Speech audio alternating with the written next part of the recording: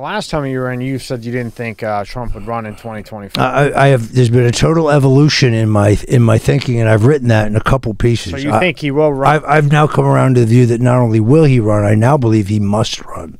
And do you think that we will be able to find a way to make it fair and legit? That remains to be seen. You could do it two ways. One, you could go into each state and amend the state laws. And in the states where you have recalcitrant Democrats, you could do it with a constitutional amendment. But time grows very short.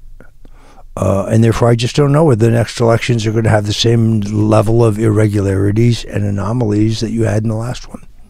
Take a wild guess. What do you think? Half and half. 50.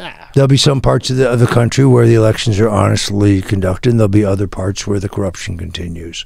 Okay. So that's an educated guess. And give me a percentage chance that you say Trump runs. Percentage from 1 to 100. As of today. Recognizing that, you know, things can change in 100 ways. He is 72. I believe he looks better than he's ever looked in his life. He lost 25 pounds. He looks terrific. He clearly has the stamina and the health. So if that holds up, I put his chances at, I think 85. Wow. Okay. And he's 75. Oh, 75? I put his chances. But the record number of health-related problems connected to these vaccinations is mind-blowing. Cancer, heart attacks, particularly reproductive problems with women.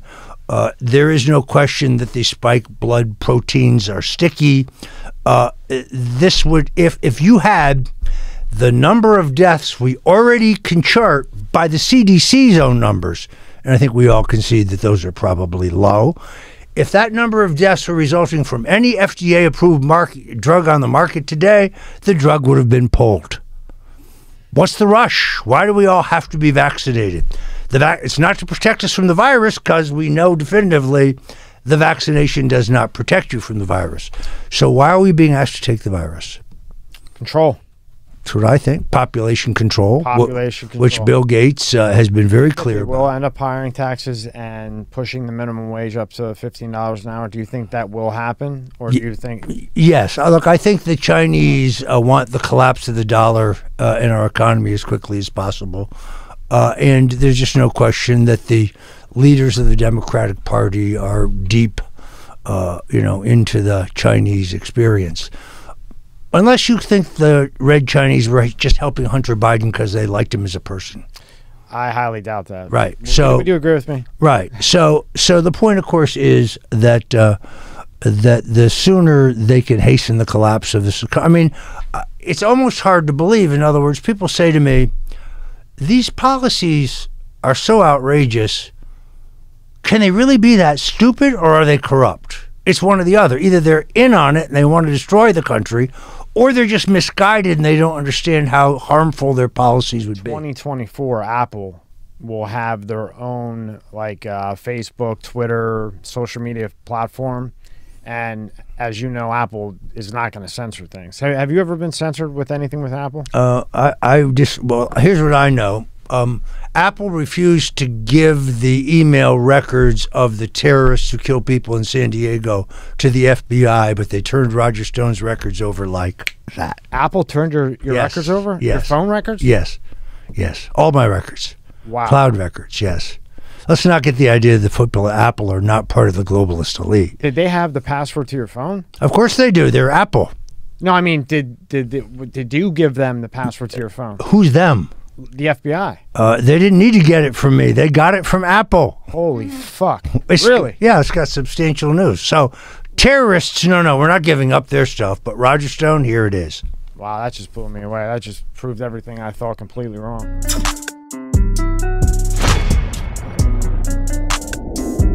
A tracheotomy. The hell's that? When if sounds like you're gonna cut my balls off. If you're in anaphylactic shock, anaphylaxis, whatever that shit is called, yeah, and your airway closes up, I could cut your neck and Save You me. survive until the ambulance gets there. All right. Well, if you ever take me out to eat and there's mushrooms, I want to slice, but I want to still look good. So Okay. you better be able to stitch too. I give you a trick. And I'll go to my guy and get plastic surgery. Hey man, I'm not opposed to plastic surgery. Fuck. Why not look as long as you can? Fuck. I lost some weight, so I have these Yeah. like sagging bags under my eyes. So when I get don't like, see it. yeah, I do. Yeah. Well, I'm the same. That's how I look plastic surgery. Like, bro, when I first saw you, I'm like, this motherfucker look perfect. I just get Botox. My daughter, like people. I rarely. How many cc's? Not a lot, right? No, I know. No, fuck no. Give me no. I get hammered. Really? Fuck yeah. You don't look like tight. Like your face is moving when you're talking. I got a good doctor for. Okay. I got a good guy. He knows what he's doing. Knows where to put it. No, I get like 80 IU. Oh, okay. Yeah, I'm not like. You don't 300. look. So Eddie Murphy's ex-wife, Nicole Murphy. Bro. You know her? Yeah. You know Eddie Murphy. I don't know Eddie Murphy. I know his daughter. and He's I know funny his- as fuck. I know his ex-wife. And when I'm around her and she smiles, she can't even make a full smile. No, I'm not that one. Yeah, you're not that bad, bro. No. I just get a little bit of Botox. Anybody that doesn't, go to work. So See, you don't need that shit. You guys don't get wrinkled. yeah, I'm negro. Yeah, we were talking. He's got Italian in him. Yeah, I got some black in me too. Yeah, Of course, bro. Italians are light-skinned black people. yeah, pretty much. You're Like, light-skinned. I mean, literally. If I never ever tan, I put a tanning bed in my house. Yeah. But different bulbs. But if I never do, I'm still pretty dark. I seen the movie Casino, and a few of those people had hair of the negro descent. Yeah. Believe it or not, my hair's curly. Curly as a motherfucker. I totally believe that. Yeah. I totally believe. I went to this broad, right?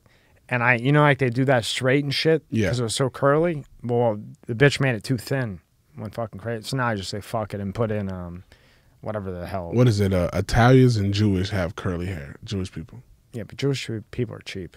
Yeah, I don't know. Nothing against Jewish people. No, nothing. My managers are Jewish. Shout out Yeah, to the but I'll tell you Jews. what, they're good at business. Yeah, they are. Yeah, you want a Jewish guy on your side, man. I don't know why they like to make money because they don't spend it. No, they're cheap motherfuckers. Right?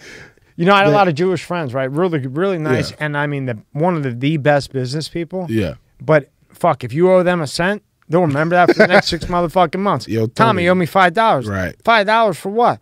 Oh, well, remember you told me I got your burrito? Christ, it was 3 months ago.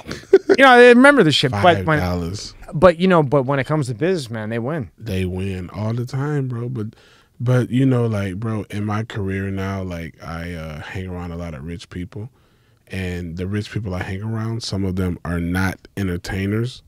The ones that are not entertainers, they live like they're poor. They have like nice cribs and a decent car, but when it comes to anything else, like I went to Las Vegas with one of the richest guys I know. He didn't take a suitcase. Who's if you don't want to say his name, don't say it. Spencer Galbraith. Okay. He's over Tupac's record label. Oh, really? Yeah, he's over the Tupac. While he's deceased, he's over Tupac's record label. That's my dog. Well, tell him to stop mixing fucking shit beats with the lyrics. Well, they agreed or not. Pac had 100 songs left, Yeah. and then his mom got the rights to the material. Right. Then she got him, and the original beats that Pac had are not the original beats that this guy put on, and they suck. Right. Yeah, it's a numbers game. It's a numbers game. They suck. Yeah. Have you heard the ones without his beat? They're not hard. They're not what Pac would want. No. But he's over Pac's estate or whatever. Yeah. The music side. We flew to Vegas, private jet. He didn't take no suitcase. All of his outfits he bought at Target. Shoes included. You know how much money he's making off of I'm like, you know how much money Target? he's making off of fucking Pac's unreleased shit? Even though the beat is terrible? Target? A gazillions. I mean, that's fine. Don't bring a suitcase, but Target. Target. That got me Target. That's how they are, though. Target, bro. Target. He bought it from Target. Listen to me. I was at a bar one day, right? Yeah. And I'm sitting there, and this guy's in sandals and like a shitty ass fucking t-shirt. Looked like like he didn't shower for a week. I go ask my friend. He's ordering all this shit, and everybody knows him. Right. I asked my son, I said, who the fuck is this with this fucking nasty fucking like, does he need a no-tail clipper? You know what I mean? Little did I know, the guy's a fucking billionaire. I was a fucking like 90-foot yacht. But that's how they are. And that's why they got 90-foot yachts. because they go to Target. They penny pinch. Idiots like me and you, we go to Gucci and Louis Vuitton and fucking Rolex and shit. You know what I mean? We're morons. They're the smart ones with the sandals in the big house. You know what I mean? And nobody knows shit. Me and you, we're dumbasses. We go get as soon as the Yeezys come out, we're there. The Pradas, we're there. I need the Gucci shoes that are comfortable, they come out. I don't know who took over Gucci now, but I need his headshot. Who is over Gucci? Because because remember the designer changed, and now it's all weird. Yeah, Gucci is. I don't know who's over Gucci. But remember before, whoever was running before was kind of like our style. Like because now Gucci's doing the shoes that say it's fake and the shirts that say it's fake and not real, and they coming out with like weird bees shit. And butterflies on the fucking bags. Like, I got butterflies in my sneakers right now, but these are all right. I love butterflies. But the other shit, it's a little bit crazy, right? Yeah, so it's like, man, go back to the OG Gucci. The OG with the horseshoe. Yeah. That's the shit that's been around forever. Yes. And then Louboutin came in. Louboutin. And the women love the red bottoms. I don't like Louboutin shoes. No, I don't like them. They're too narrow. Not for a guy. Like, for... I own 0 red bottoms. I own 0 too. Yeah. That's a girl thing. I'm not being fucking sexist, for Christ's sake. No. Alexander McQueen is mine. Alexander McQueen and Balenciaga. That's Balenciaga, That's my... Yeah, they make good shit. Yeah, Balenciaga, that's my shoe. Gucci, Balenciaga, Alexander McQueen, Rolex. You know what I never got? Rolex make shoes? No, I'm just saying like damn, brands. I don't make enough money. They make pens. They make good pens. I'm not buying a Rolex pen. It's pretty nice. I like mine black better though. Yeah, but I don't. Yeah. How much is a Rolex pen? A Rolex pen, eight K? No. 800. Yeah. That motherfucker better write. It better. It does. I better put my finger down and start writing. But I like these. These are Mont Blanc. That's a Rolex pen? No. This is Mont Blanc. Or Mont How Blanc. much is that? I don't know, 400, something like that. These are better though. Can I have that? You want it? No. I'd rather take $400. Can I write on a piece of paper? Where's the piece of paper? Let me write it. Here, Rob's gonna throw it here. Let me. Tyler's like, what the fuck is going on? I just want to write with it and see how a $400 pen writes. Watch how good that motherfucker writes. Oh, it ain't even got no ink in it. Hold on. Damn, bro. Damn. I just fucked myself. Where's the silver one? Rob, it's your fault. Where's the silver one, dog? Hold on. Here we go. Right with I gotta change the ink for it. All right. Now use that one. Not an advertisement for Mont Blanc. No. Oh, okay. All right. Now that writes very smooth. Now write your name. It's like the difference between riding in a Toyota Camry and riding in a Rolls Royce.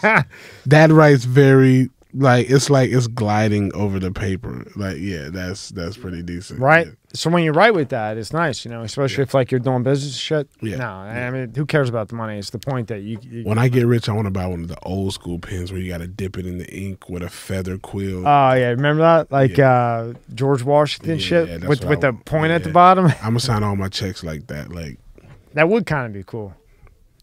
I wouldn't have the patience because if it went through the paper, I'd rip it up. I got a bad temper, so it wouldn't work for me. You're Italian, bro. You're just and you think you can write with it?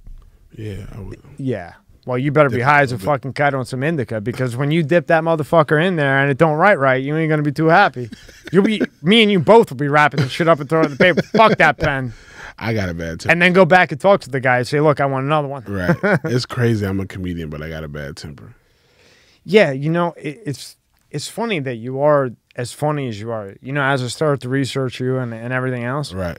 It's funny because you're like kind of like bipolar. Yes. Like, with respect, I'm saying. Yeah.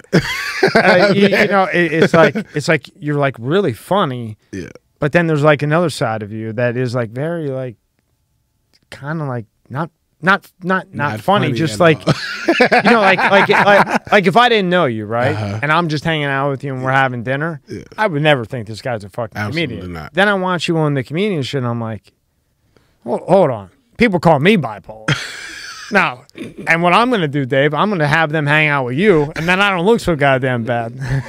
Man, Dave's the bipolar one. I'm just a tiny bit. Comedians are fucked up, bro. Like, you know what I'm saying? Like, I'll be funny around my girl. I'll be funny around people I know. But if I don't know you, like, man, get away from me, bro. Well, laughter's the best thing in life, man. It is. I'm goofy when I know you. You know, and I had a couple of drinks right now, so like I'm loose and I'm fun. we had Michael Dowden, who was a 7'5", thanks to Tyler, and he was driving, and a guy was going to kill himself. He was going to commit suicide. And he had watched something with Michael Dowd. He was like a dirty NYPD cop. And the guy had listened to him, and Dowd is funny as a I mean, he is the funniest. He's funnier than you. Yeah. Because I'm real. So I tell you the truth. He's funny as fuck. Unintentionally. Rob, how funny is Dowd? I mean, bro. He's like a crazy funny though. Like, but see, the thing literally is, like crazy. Like, but see, the thing not is, all there. see, the thing is, bro. Like, there's a lot of people that are unintentionally funnier than me, but when it's intentional funny, no, he couldn't do what you do. I'm not saying that. So what I'm saying is like, I'm one of the best in the world. No, I know you are. No, what I'm saying is like one-on-one, he's just naturally a nut, funny as hell. But on stage, he'd be terrible. I like that. Like, bro, I'm so, you know what I'm saying? He's like, Dave, he's like, so what? I robbed some drug dealers. Fuck them. It was just drug dealers. What? Right? I'd have been laughing. I was dying. We were all dying. You had me cracking up before we even rolled the camera. Yeah. He's like, it was just drug dealers. So when I took a little bit of coke and sniffed it off a girl's ass, whatever, fuck it. You know what I mean? I'd be laughing my ass I was dying. We were all dying. You know what I mean? But he couldn't do what you do. That's you know, the shit he's like. just naturally like that and a good guy. You're able to separate the funny shit, and then you can be a man like you are to your woman. You know what I'm saying? And act like a man. But then there's the other side of you that's funny. See, Mike is just, he's off the wall 24/7. You know, every time I talk to him, there's coke on a girl's ass. Now she's chasing after him. He don't know how to get rid of her. Or never did coke, and I probably never will. No, I never did either. I like hyper stuff, so I never fucked with it because I knew, for many reasons. But one of the reasons was I knew I would like it, and that would be it. That's why I only drink tequila. It's an upper, not a downer. See, I thought tequila was a downer. Nah, bro. It's made out of agave, bro. That's the best liquor. It's made out of what? Agave. What the fuck's that? It's like it's buried. I think agaves are buried in the ground. A cactus, Rob? No, he's lying. Cactus. No, cactus isn't like this of a cactus. I mean, they are in Mexico only. Like a succulent. Maybe something like that. There we go. Succulent. That's a better. Sounds like a. That's a better word. Sounds like it would start seeing shit with that. That sounds like a bitch that I would love. Oh, she a succulent. Hey, you know Angela? Angela a succulent, bro. It's like she. All right. Cactus, succulent, whatever. Fuck it. Cactuses, bro. They are. If cactuses were humans, they would be immune to COVID.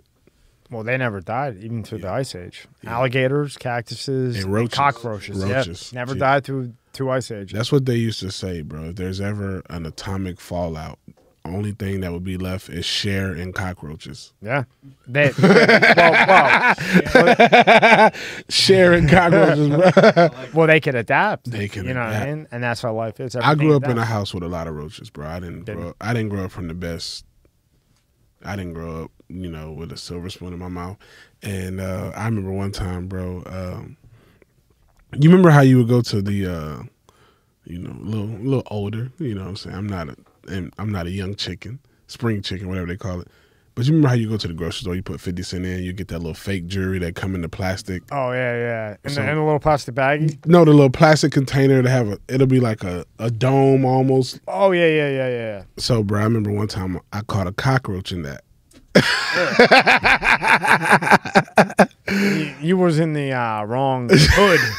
Bro, I mean, we grew up with a lot of roaches, bro. I had a lot of, bro. At nighttime, bro, you come to my house at nighttime, flick them lights on. You ever get bit by one? I got bit by a water bug, which a lot of people call cockroaches, but they're a water bug. They're flying cockroaches. Yeah. Oh, great. Now they can fly. Yeah, they can fly, the water bugs, bro. You know what? The cockroaches don't bother me. Fuck it. You know, you can't kill them, motherfuckers. You know, that's one thing. The cockroaches that we are infested with in America are actually German cockroaches. No. Yeah, they're German cockroaches. How the hell do you know that? You're a comedian. I'm on that spectrum of the type of people that read and research type of shit. I didn't know that. No. So one time I caught one of those cockroaches in one of those little plastic containers that the fake jewelry came in that you got for 50 cents. And I remember watching on the news that cockroaches can't die from radiation. So I put the cockroach in the microwave. And I put it on 30 seconds, and that motherfucker did not die. When you're you're in high school, do you want to be a detective or a cop, or are you into sports, or what did you want to be? Like, you know, like I say, what did you want to be when you were growing up? Well, ironically, in high school, I was into smoking weed. So I didn't have, I was just kind of a little bit of a vagabond, you know, and went to high school, hung out with my friends, drank beer, went to parties, just like, you know, most of the kids were doing. But I didn't have a lot of direction. I didn't have a lot of aspirations. I wasn't very good in sports. I participated in sports, but I was mostly on the sideline. And then a really good friend of mine, my closest friend, Todd, was really good in sports. And we were on the same sporting teams. And his father became kind of a mentor for me. And Todd had gone off to college and broke his neck playing football. Yeah, he snapped his neck. And so I moved in with him and his family to help kind of take care of him during his rehabilitation. And he ended up being paralyzed. Sorry to hear that. But his dad, who was always kind of looking, you know, at me with some concern, was like, Greg, you know, you've kind of got to get your shit together. You can't just stay here forever. And you know, he was a lieutenant on the sheriff's department at the time, so he kind of just was nudging me like, I can help you along here if you like. And I thought, you know, I appreciate that. That's probably a good idea. So I took advantage of the opportunity and then applied for the sheriff's department, and that's how I started my career. We're all the Tupac and Biggie. What was your first biggest case where you're like, oh shit, this is real? So I remember when I really felt like I had accomplished what I wanted to was when I got into gangs. And we used to have this assignment that's called Crash. And Crash was an anti-gang unit. So I had spent a year and a half working as a patrol officer. And then I got recruited into Crash. And that was like really when it all got like, this is some cool shit.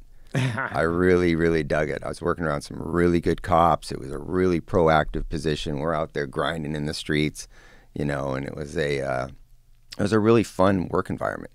And this was back in the late 80s.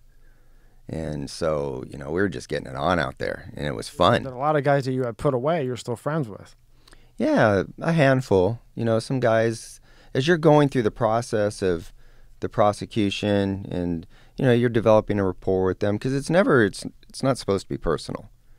And most of the time they respect you're just doing your job if you're doing it right. And, you know, you recognize that they're just doing what they're doing. You don't support it or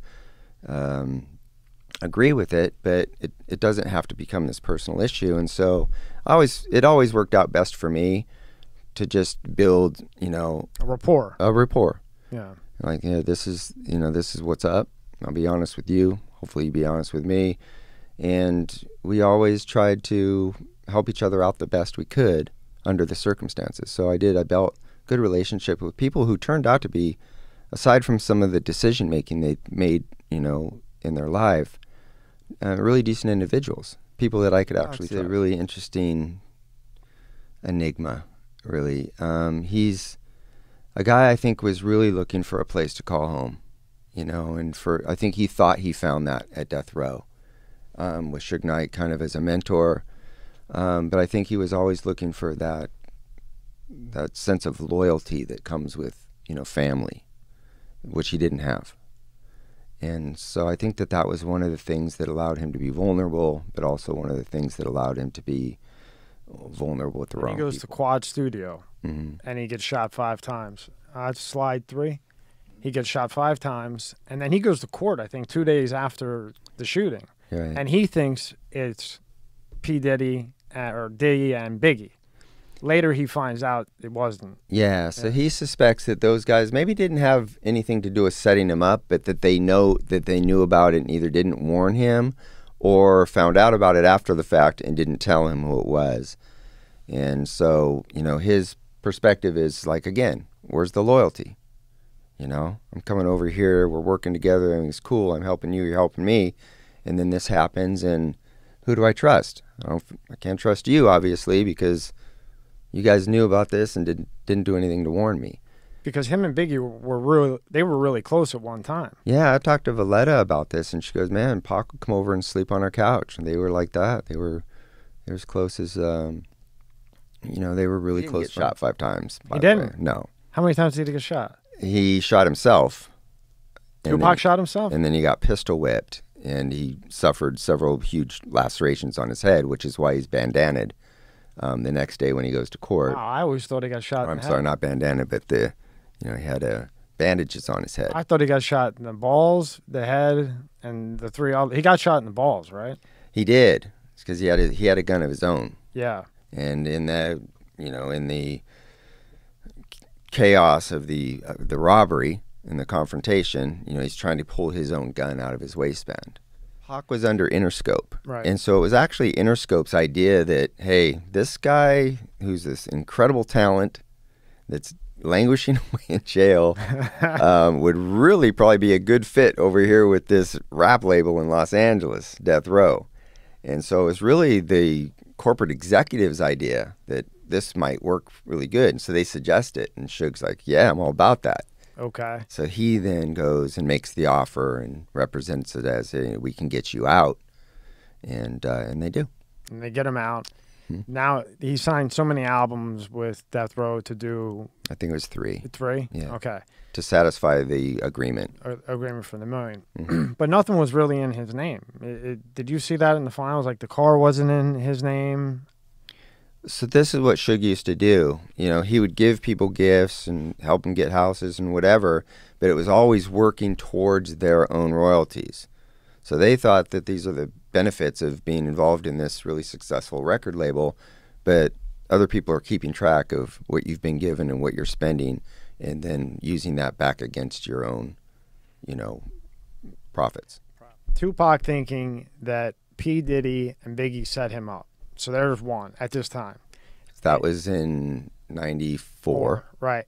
Then in 95, Suge Knight and Suge Knight's bodyguard gets killed by Diddy's bodyguard, right? Diddy's bodyguard shoots Suge Knight's bodyguard.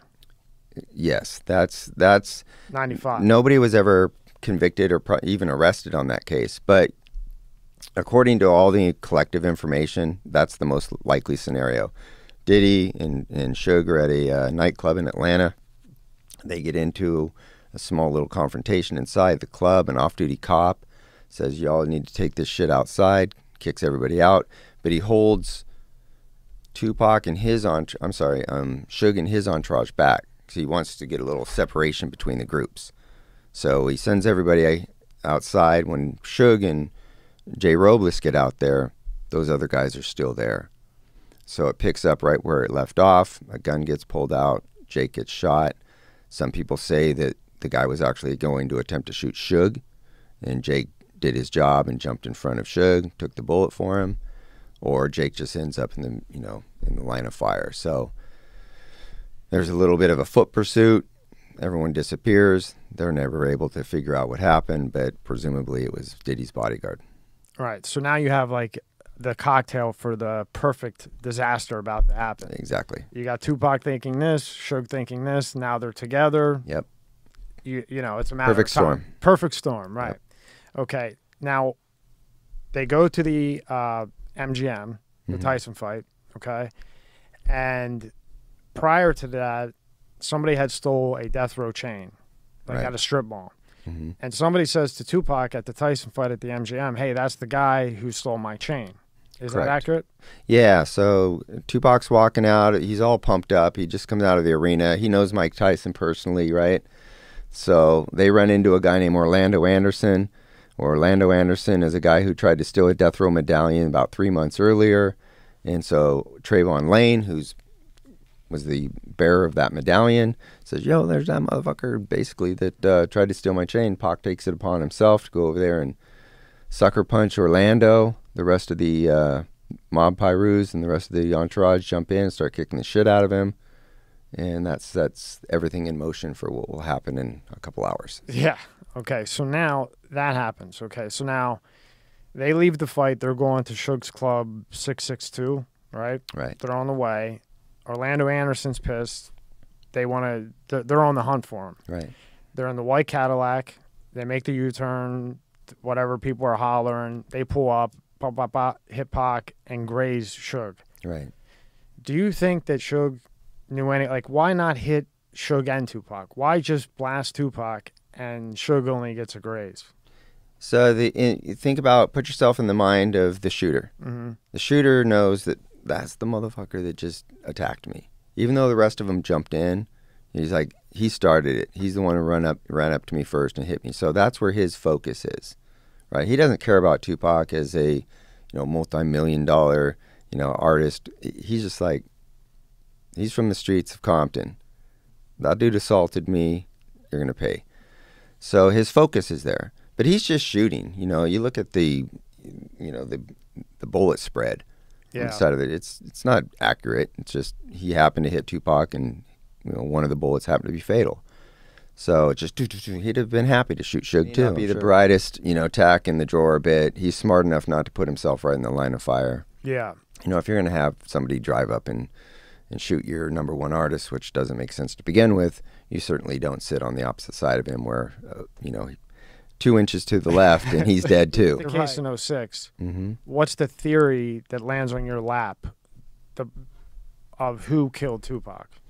When you get the case. When we get the case, we believed it was either the strongest theory was obviously the Orlando Anderson Southside Crips. We just saw Orlando Anderson getting the shit kicked out of him 2 hours before the shooting.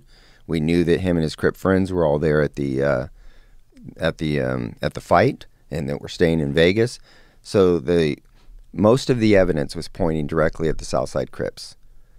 And so that was the working theory. The other one that was kind of a weaker theory was the Suge Knight one, where Tupac was going to leave, and Suge Knight figured I can make more money off him if he's dead, as opposed to being gone. So that was the kind of second, but it's a weak theory. It's one that wasn't really well entertained because there was no evidence to support it. And the motive was weak. There was no evidence. So it had always, and by Las Vegas themselves, they were always pretty confident that Orlando Anderson was, in fact, their shooter. They just was in the best position to shoot because, of course, Terrence Brown is driving. Tupac's out to the left side of the vehicle. DeAndre is right behind the driver. He's in the best position to shoot. DeAndre's like, nah, no thanks. I'm not here for that. And so Orlando takes the gun, which makes sense because he was the one that just got stomped. He says, give me that motherfucker. And he grabs it and he leans over DeAndre out the window and starts popping and shoots and ultimately kills Tupac. And that was the end of that. That was it. Now, the wire from Diddy was never proven, right? We don't know if there's a wire or a check, if it was ever paid. This is all just rumor. Keefe D heard from several different people who were in a position to know this. They weren't just random people. They were people that were associated with Zip. And the story is that after the hit, that Diddy had given Zip half the money that was discussed, and Zip just kept it. Took it all. And is it true that Diddy had called and said, hey, was that you guys? Do you have that factual? The very following day. Well, this is Keefe D's story. Okay. It's never been corroborated by cell phone records or anything, because we're getting this information 2008, 2009, so 12 years after the fact. And so we, couldn't go back and see whether these phone calls actually happened. But according to Keefe D, who's in a position, he's compelled to tell the truth about what he knows. It's like, hey, the next day after Vegas, I get a phone call. It's actually Puffy calling Zip saying, hey, was that us? Obviously aware that Tupac had been shot in Vegas. So. For Diddy, he was in a very, very difficult situation. The conflict that had been growing between him and Suge was getting out of control. As we mentioned earlier, a bodyguard of his was believed to have shot Suge's bodyguard. Blood was on the ground. It's getting really hostile. Suge kidnaps an associate of his, trying to find out where Diddy's house is in L.A. so he can go track him down. Like, this is real for Diddy. He's like, man, if I go to L.A., I got a target on my back, and, I'm desperate. And out of that desperation, he's talking to Keefe D and having a conversation about this conflict. I think he's just having exaggerated speech, like, man, motherfucker, take care of these dudes. I don't, just whatever, make it go away. I don't think that he's sitting there saying, listen, go kill him. Let's have a, yeah. But he's talking to a guy who does this type of stuff and is associated with people who do this stuff. Orlando was wanted for other murders at the time. So I think he, you know, probably was a little too loose-lipped, and out of desperation made comments that led Keefe D to believe that he could collect on this. And they had reason to now because Orlando had just gotten stomped. So just on principle, Tupac was going to get shot that night, aside from any financial conversation that had happened earlier, just on principle. But then Keefe D's thinking, oh, shoot, 2 birds with 1 stone, we'll take advantage of this. Have any different opinion? Do you think that Diddy did put out there $10,000 per death row chain? That's just a street rumor. We've never corroborated it. We've never, the Mob Piru Bloods on the street were actually aware of this rumor, believing it to be true. But these are street rumors, and they're very difficult to corroborate. We certainly don't have any evidence that it took place, but people were acting as if it were true. One of those things, right? Yeah, one of those things. So now, were you ever able to go ahead, I'm sorry. You know, to kind of reinforce that, just the confrontation at the mall where a guy's death row medallion is attempting to be stolen kind of shows you that that the rumor certainly was believed to be true by those who were, on the receiving end. I don't like or dislike him. I don't appreciate him because of the fact that he didn't fully cooperate with the investigation. So I don't respect him for that. But I'm not going like it. I want to be convinced that somebody's guilty of something before I allude to the idea that they're guilty of something. And that's why you're so good, really, because no offense, but Poole, it seemed to me like he would do a case. This is just my opinion. I'm not bad mouthing anybody. It just seems maybe he took what he got, slapped it together. Okay, this is what happened. Boom, on to the next one. That's kind of how it seemed to me. Whereas you seem like I don't have anything bad to say about Diddy. I don't have anything good to say about Diddy. Wish he would have cooperated or helped us out more. But because I don't have solid facts, I'm not going to sit here and say he did do this or he did do that. Yeah. You're a factual investigator, not like some of these other investigators.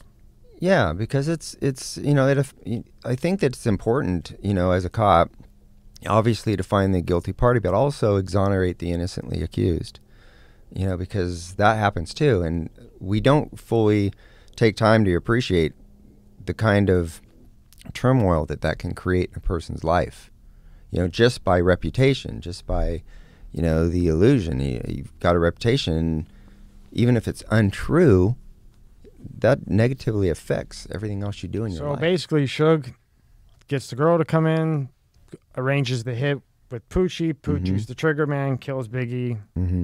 That's the case in a nutshell, right? Yeah. I think Poochie was directly involved in this thing. It made a lot of sense because Poochie had a long history of, gang violence and had done other type of, contractual work for Suge before. And so it made a lot of sense. He fit right into the profile of who your shooter would be. Nobody's ever identified him there. And he's dead, so it's not like we can go press up on him. But of all collective information in the case, it's the most viable working theory. Right. Tupac's is pretty, cut and dry. That's obvious. There's a variable there, and we don't know who the other person could have been. Suge Knight could have solved Tupac's murder that night. All he had to do was tell the detectives, man, them motherfuckers, that was Keefe D. I've known him since I was a kid. I looked right in his eyes. I've seen them coming.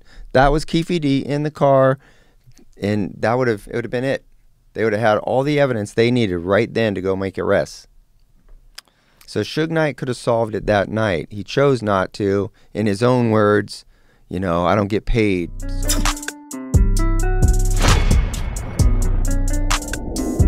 What do you actually, like when you're a director of OR, like what do you actually do? So I'm the director of entertainment. So now I have the power to really create the energy in the room, whether it's DJs, influencers, come and host, or artists to come and perform depending on the weekend and what kind of, format we're going for that building. But this is something that is really my forte. And Rhino wanted to give me that position. That's the crazy part. They were like, hey, we're bringing in another GM who's going to be the GM of operations. You're going to be the GM of entertainment. But the way that they did it, again, didn't feel genuine. Yeah. Like, I didn't hear that there was another GM coming in until I randomly walk in on a Friday night. I didn't get a phone call and say, hey, Legato, you know, we're going to keep you as a GM, but we're going to bring in another GM. No, I walk in on a random Friday night. And just out of nowhere, boom. He's sitting right there. Yeah. That's fucked up. Yeah. Yeah. So if that's how they want to do things, that's how they want to do things. But best of luck to them. Right. But it's not for you. Right. And I got a better spot. And you're basically, you call the shots.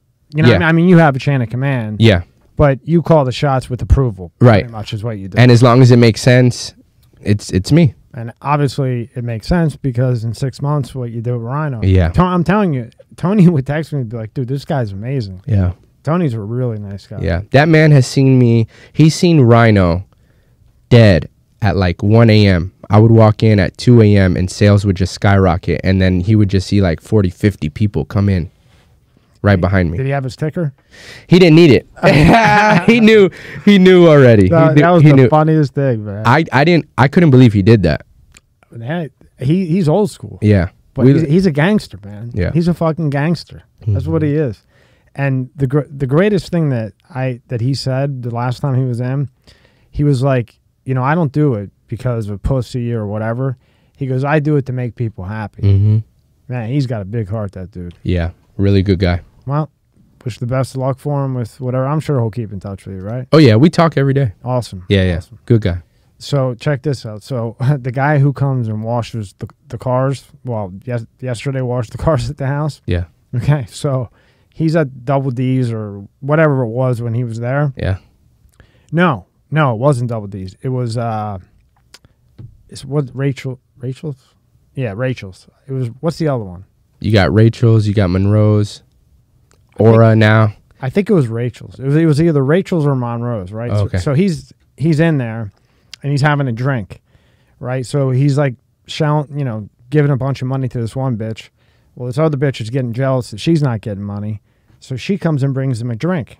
Puts 20 fucking Xanaxes in his fucking drink. Okay? You might have heard about this. So then he leaves. He's all fucked up. Like, he don't even know where he's at. He's trying to drive home. Yeah. Runs into a cop car. Oh. Out of all things, a cop car, right? So then they take him. He wakes up. They ask him, they say to him, you know, what was the last thing you remember? And he's like, look, you know, I was at the strip club. I was giving this girl money. This girl brought me this drink. And, you know, after that, I don't know what the hell happened, you know? So he does it. And, you know, they try to hit him with reckless driving, DUI. Well, then they send detectives to, I think it was Monroe's. Monroe. They send detectives there. And this girl had done it to like 3 or 4 other people. No. So he got off. They let him off. They dropped the case and they arrested her and fucking buried her. Damn. And I was like, dude, out of all things, you had to hit a fucking cop car. Cop car. Yeah. But he got out of it. 15, I don't know if he said it was like 15 or 20 fucking Xanax and a shot at the. And this girl was doing this over and over. And they would send the detectives in just to watch. Yeah. You know what I mean? To overlook. And then they see it. They saw it happen 3 or 4 times. Boom. Wow. Bitch got fucking cooked. Wow. That's crazy. So now, to you. Yeah. How is this DJ, and now you're working at a strip club, or running a strip club, how does that affect you having any type of relationship? It's not that bad. Actually, the girl that I'm dating right now, I met at the strip club. You have a girlfriend? Yeah. Really? Yeah. Wow. The girl that I'm dating right now actually worked at the strip club, and she gets it. And I think that's the best thing for me right now, because I need somebody like that. But she's a special one, and not for the reason that I met her in the strip club, but because what she sees in me throughout all these situations. So I feel like you meet people at the right time, at the right place, for a certain experience, for you to learn something from that person, whether you're with that person as a friendship or a relationship forever or not. I think everything comes with a learning experience. And she saw what I did with Rhino, and she was like, you could be doing this for yourself. Like, people follow you. You have that good energy. And I'm like, we need to work together every day because I need to hear this every day. Yeah, and then you gotta go pop. Yeah, right? yeah. So I see someone and I hear someone that is, you know, bigging me up is what I like to say, you know, bigging me up and just inspiring me every day. Like she just puts it in my head every day. And I just got so inspired, and I'm like, it was like, forget how she looked. She's a gorgeous girl. Just her thought process on what she thinks I should be doing in this industry like this. I was just like, you got to be mine. Where'd you meet her at? Which one? Actually, we met at Cheetah. We didn't meet locally here in Palm so Beach. You meet Cheetah her at and- Cheetah because yeah. I got to hear about this girlfriend shit. I didn't think you. Okay, so you meet her at Cheetah, right? Yeah. And then what? You just start talking to her or whatever. You take her out. Yeah, I took her out a few times. And we just, it really started real chill. It wasn't like a hit and quit. Right. It wasn't like, I think you're attractive, she thinks I'm attractive, let's hook up and see where it goes. It was really like, you know, she's from Palm Beach. She knows a lot of the people that I know. And it's like, how haven't we ran into each other before? So it was a lot of like connecting the dots with us, and I can't believe it. Yeah. And she told me one time, this is crazy. She told me one time, she was like, you were DJing at a club and I looked up at you and I always thought you were cute. I just was never in the position to like kind of approach you. And it just so happens years down the road, we meet. She works in the same industry as I do. And yeah, she came along with me and at Rhino, killed it with me at Rhino. And then she felt the change. And now she's with me. She's a manager at Aura. But she's a manager too. Yeah. So you're the director, or she's the manager. Yeah, VIP manager. Yeah. Oh boy. Yeah. You guys better never break up, or that's gonna be a bitch. I think the relationship we have, if it didn't work out, I think it'd be really, calm, cool, and collect. Because it sounds like you guys are like friends first. Yeah. And then that led into a relationship. Yeah. You think she's the one? Oh, you better be careful because if she watches this, you're dead. Yeah. No, I haven't met anybody like her before. Curse words I knew, but I was just so upset. I spoke to him once and I was just so upset. And that was it. Never heard from him again. Ironically, I find out that he's a musician. Really? He doesn't even know that he has a son that's a well-known DJ. But yeah, back in his time, he made it like on BET or like a music channel network where he was putting out videos and doing stuff with some big names back then. But yeah, he doesn't even know that he has a son in the music industry. Well, at least you got a little bit of music talent from him, maybe. Yeah, right? maybe that's about it. You think you ever tried to reach out to him? I tried. And just no go? He wouldn't answer. Really? And it wasn't because I wanted to reach him. It was because I have he had a son. So I have that half brother. And it's like, I want to meet my brother, Yeah. It's like my mom had one by another man, so I have my half-sister, but it's like, I have that boy. Like, I grew up never really having that, like, male, kind of just, you usually have siblings that, like, pick on each other and do this and have fun. It's like, yeah, my sister's, like, 12. I can help her raise her, but we really don't get along, like we can't share those things. So I never had that sibling to share something with. But this brother is like, he's up there in age. It's like, let me meet my little brother, Yeah. And he just doesn't reach out to the point where he even questioned if I was even his. And I was like, what? I was like, I'm a grown man. I'll fly to you and I'll pay for the blood test if you're that not sure. And he didn't even write back. And they're cool, but they're not a person. Right. You know what I mean? And then I got another dog. And that was cool, but not a person. Yeah. Because, you come, you work all day and then you come home and it's like, fuck, I'm watching this movie alone again. Yep. I'm watching TV alone again. Yep. I'm in bed alone again. Mm-hmm. I'm like cooking dinner, eating alone again. Mm-hmm. And I just want to like talk to somebody. Mm-hmm. You know what I mean? It sucks. Yeah. But Yeah. But now you have it, man. Look, you're smiling. Look, Yeah. motherfucker. I'm happy with this one, brother. Yeah. And I don't have kids. I have 3 godchildren. Right? No kids. And I always told my boys, if you really know me, my mom knows me till this day. I told her, I said, I don't want to date anybody with kids. Like, I don't see myself dating with anybody with kids. And because she's such a good person, it's like, it's like for the first time I'm going against my own views because she's so like, she's just worth it to me. To try. Really happy for yeah, her. she's worth it to you try. know what? And the kids will give you practice for when you have one. Right. You're definitely gonna have Not one, not two, 3 kids to have practice with, huh? You got 3 kids to have practice with. Yeah. How many do you think you'll have? I do want 3 of my own. You want 3 more? You got 6 kids? But Jesus fucking Christ! You better fucking start working more. No, I've always told my mom this. I want 2 of my own, and then I want to adopt one. Oh, that's yeah. I've always told her that since I was a young boy, and it's just the feeling of like, again, you know, I want to give someone that's not mine that unconditional love.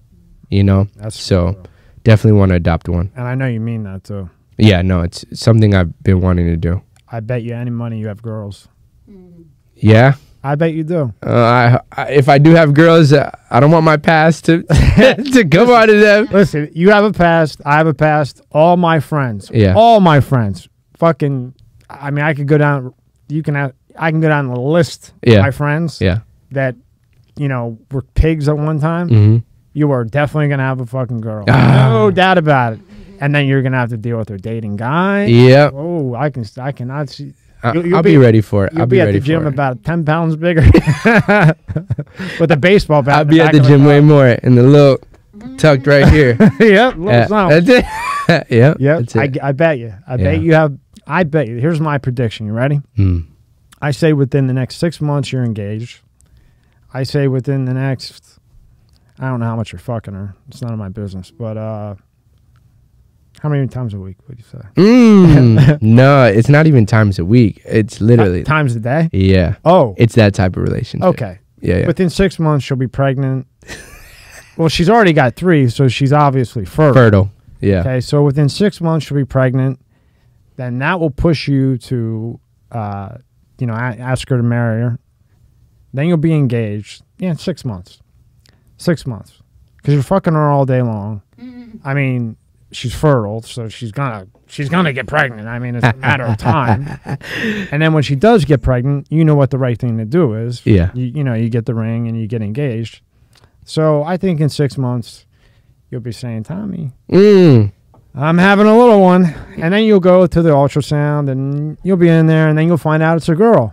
And you'll say, Tommy, you were right again. Yeah. And I would just sit there and say, I told you. Told you so. Ah, Tommy, you the man.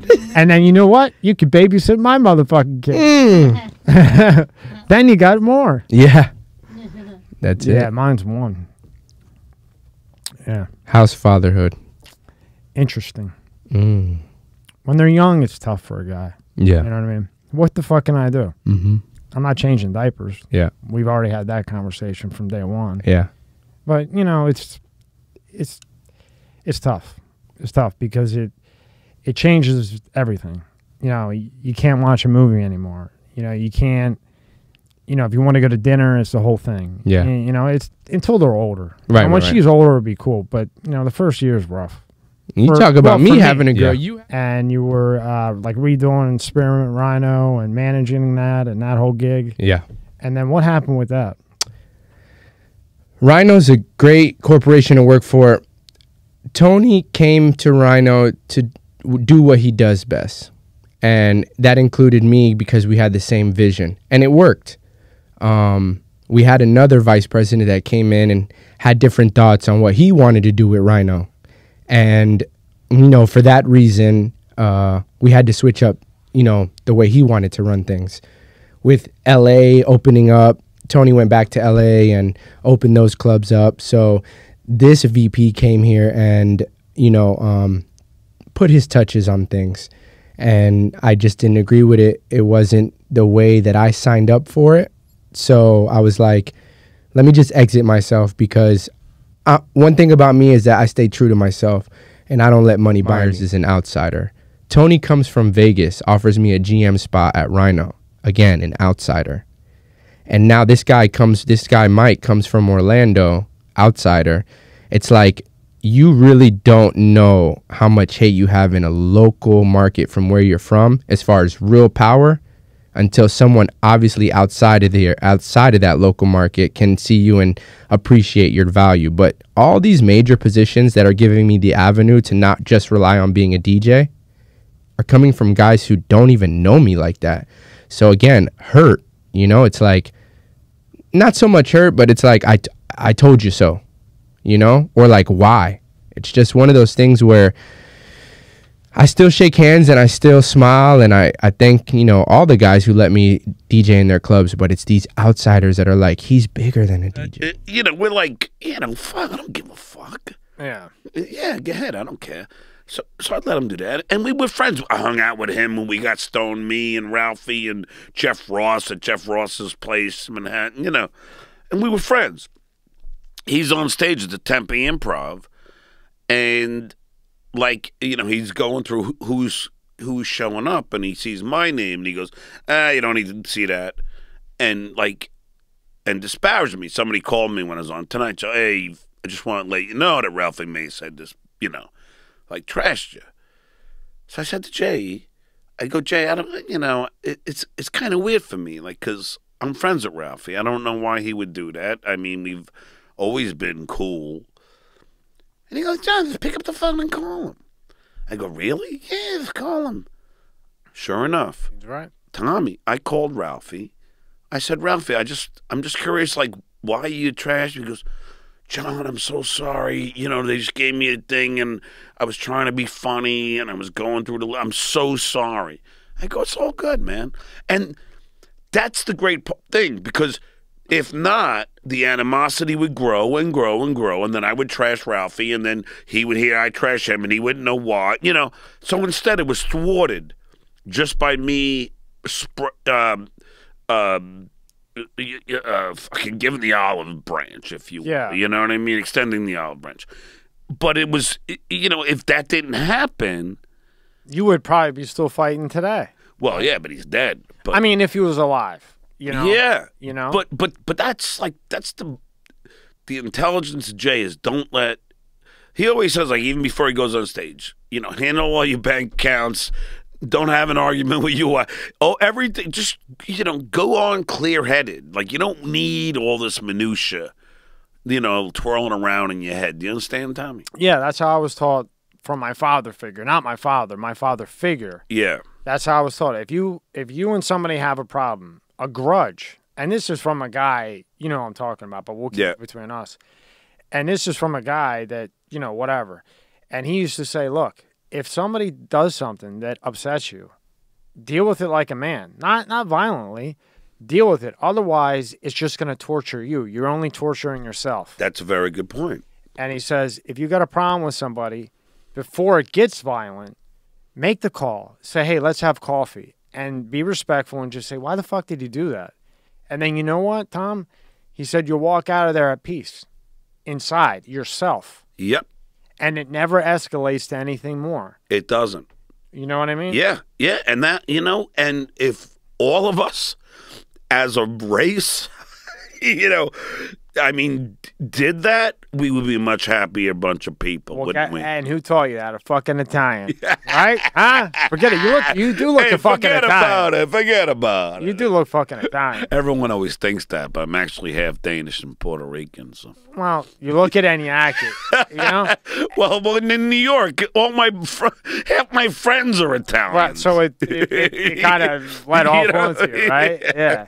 But I mean, that's, you know, and you know what? I like that about Leno. You know, I was a like mid fan of his. I liked Letterman better, to be honest. But after you just told me that, I'm a fan of fucking Leno. And I like his car show, by the way. Well, I'll tell you this, Tommy. I liked Letterman in the beginning more than Jay. But then when Jay got the show and Letterman became so bitter, I started to go, you're getting paid $5, $6 million, $10 million, $20 million a year, and you act like well, I didn't get the show I wanted, you know. And then Jay, I still was probably I liked Letterman, but then when Jay had Kevin Eubanks on as his, you know, as his musical director, then I don't know, I started liking Jay better, and I used to even argue with Artie. I'm like, nah, I like Jay better. How do you like Jay better than fucking Letterman? And I go, I like Jay better. So it's weird how all Until that you just told me that, I liked Letterman better. But now that you told me that is a lesson to learn. Just like you were teaching people about the stuttering. Yeah. I hope that somebody that has that issue watches the part 1. Yeah. And that helps them because man, that sucks. And I when I went through the video from yesterday, I mean, you wouldn't even know that you were stuttering. I know, but I was telling you why. Yeah, well, you taught yourself. And I played a little bit of it for an accountant I work for, and he's like, wow, he's really, like, he's not stuttering at all. Are you sure? Like, he didn't believe it was you at first. But be honest, first he said, wow, he aged badly. No, he didn't. No, he didn't. He said, that's stuttering John because he's waiting for you to go. I feel like I'm next to you, and you're a good-looking dude, and I'm this old fuck sitting here. It's fucking awful. Don't worry, you broke enough balls yesterday that, yeah, I deserve this. This guy's probably fucking got 27 covers on him right now, fucking hiding under his pillow. That dude, Tyler, man, he was that guy came in, I swear, he looked like he was straight off the fucking set of Revenge of the Nerds 3. I mean, you hit him pretty good. But as a comedian, it's got to be tough not to. I had David Lucas in.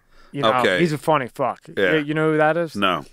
He does a lot at the Comedy Store. Oh, okay. He's opening up for Chappelle, Rogan. Oh, yeah. I love Dave Chappelle, by the way. Yeah. No, Lucas is a great I'll tell you a funny story about Dave Chappelle. Tell me. Did I tell you what already? No. At Howard's birthday party, we were in like a hotel bar, but it was like upstairs. There wasn't no windows. It was like we were upstairs somewhere.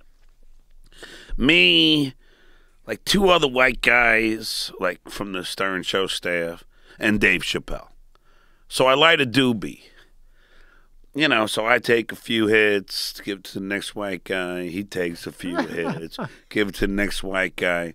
He takes a few hits, give it to Chappelle. And he goes to take a hit. And the security comes over and goes, hey, you can't smoke pot in here. And Dave's like, oh, so the white guys were allowed when the black guys start smoking?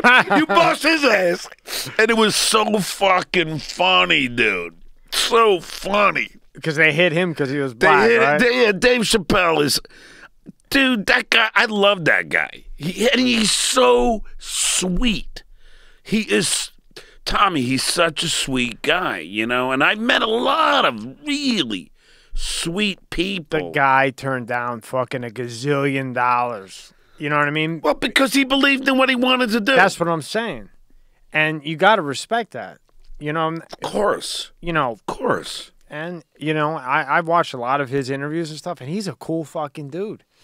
I would, I'd love to sit across from him, not for the fucking views. Who gives a fuck? I don't, honestly, I don't do it for, like I told you last night, I do this like therapy. It's just cool meeting people like when I'm, 16, 17. Did I ever think in a million years I'd be sitting next to Stuttering John? You know what I mean? Well, I appreciate it. Or Greg Kading, who solved the Tupac case. Yeah. You know what I mean? And he's a hell of a guy. Greg Kading is, yeah. If you're ever going to get arrested, he's the one you want to arrest you. Because you know why? Because he's only there to do his job. He's not there to bury you and fuck with you with the fucking, we're going to fucking give you 20 fucking years. He's the type of guy that comes up and says, hey, don't listen to these guys. You fucked up. Everybody fucks up. Yeah. He just does his 9 to 5 and goes home, or 9 to 9 probably, or 9 to fucking 999. You know what I mean? Yeah. Just a really cool fucking dude. Yeah. And you can respect somebody like that. Not the fucking guys that we were throwing cupcakes at, and now they got some power, and then they try to fuck you with everything. Yeah. But now that you said that, going back to Jay, man, I'll tell you what. Now I like Jay better.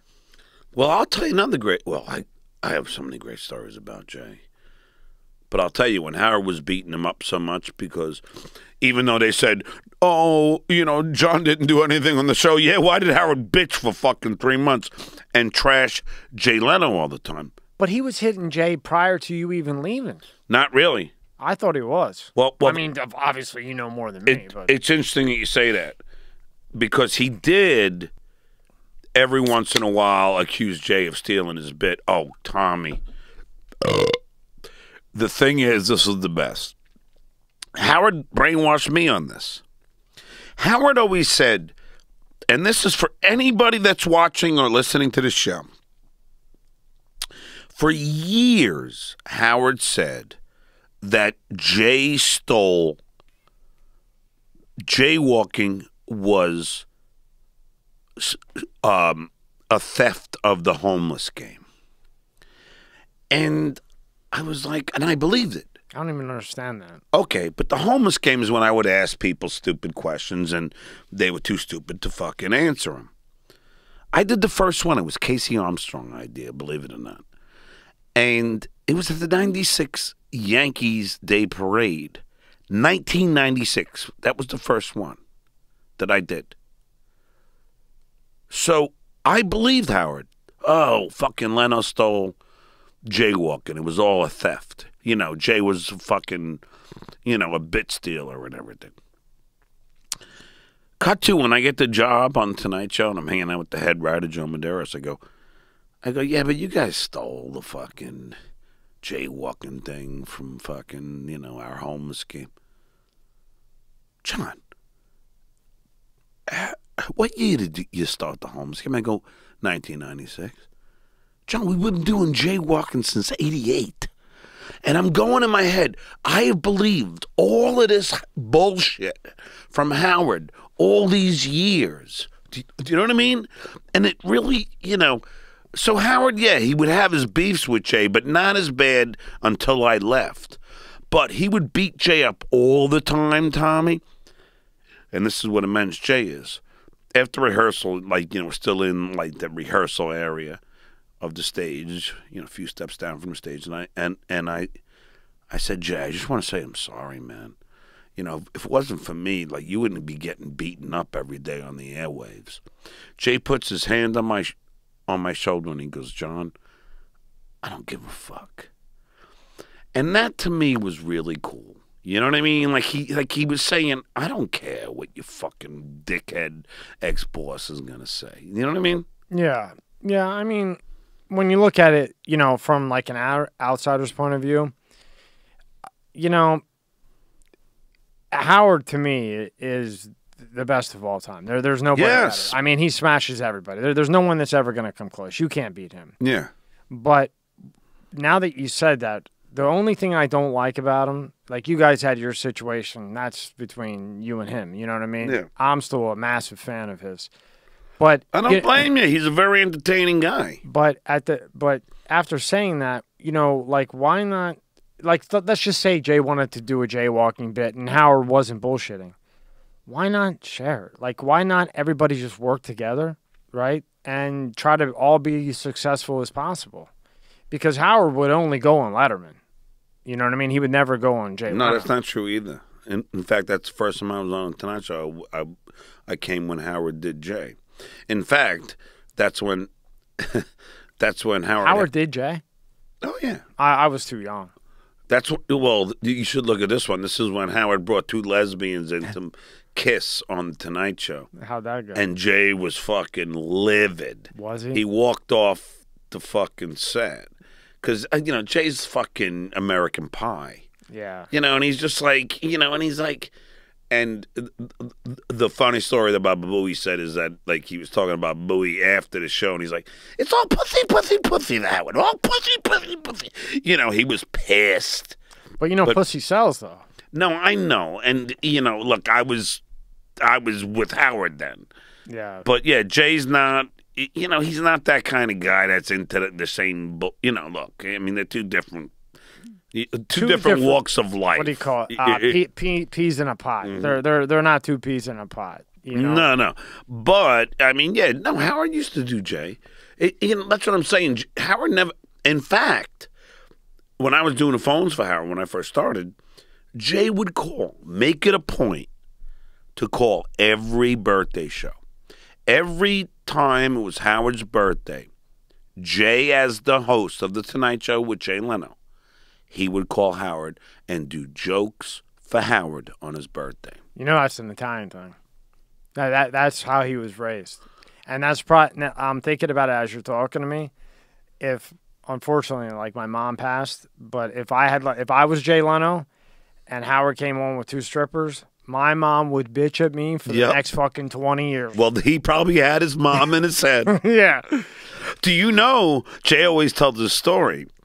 It used to be the Tonight Show starring Johnny Carson. Before my time, but I know Carson was huge, right? Well, he was the best at it. But when Jay got it, it was the Tonight Show starring Jay Leno.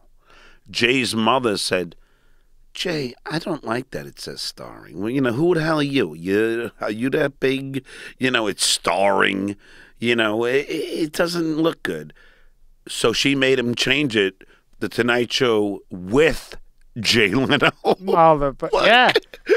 See, I'm telling you shit that I haven't said on any other show, Tommy, and I'm doing that because you're such a nice guy. Thanks, man. Well, at least I'm getting it out of you. At least I... The Coors Light helps. Yeah. At least I got potential in this whole fucking YouTube shit. Yeah. Well, I like you. You're a likable guy. Thank you. I appreciate it. You know what I mean? Look, I wanted to tell you, I want to go back to the Jay thing. Here's another difference, and I'm not trashing Howard, but you have to. But I wanted to say this to you. He's giving you $85,000 at the end. $85,000 after 15 fucking years. I know it's shit. I understand. That's before taxes. I ended up with $50,000. Letters. And I'm living in Manhattan with 2 kids. And I'm one of the biggest names on that fucking show, and I don't care what people say. When I was on the fucking Channel 9 show, they had an advertising booklet, Tommy. This is the truth. That went out to all the sponsors to sponsor the Channel 9 show. 3 pictures on the cover of this booklet. Guess who? Howard, Robin, Stuttering John. And I was the only one who wasn't paid. Nearly, not even a fraction, as much as any of you. I'm not being bitter. I'm just being honest. Can I just tell you from my opinion, with all due respect? I understand. So this is how I look at this. Okay, 85 after taxes, and you're living in Manhattan, which is out the ass, right? So... By the way, that's the last year. Yeah, that's the last year. That's fucked up. Okay, so on average of the 15 years, I averaged out about $25,000 a year. Ooh, I love Howard, and I don't have anything. I can't stick up for him for that one. I could stick up on the 85, if, and I'll tell you how. Okay, so yes, he didn't make you. I agree with you. We talked about this last night. You were funny and doing your gigs from. What, fucking 5th grade? You were fucking around, you know what I mean? Ever since I was a kid. But he gave you the spotlight. Yes. So I would say... And I'm grateful to him for that. And so you're a man to say that after what you've been through. And I wish you go back on the fucking show. I would do it in a heartbeat. I hope he would never have any of us on. I hope somehow he fucking sees He doesn't want to know that Howard anymore. Look... Let me ask you this, Tommy. But it was so fun. Tommy, let me ask you this. He has said to everybody, my first $2, throw them out. Don't read them because that's not who I am. He has said that. But that's what made him. I know, but Tommy, that's what he said. So he comes out with this bullshit Howard Stern Comes Again book, which didn't sell nearly fucking not even close to the other 2.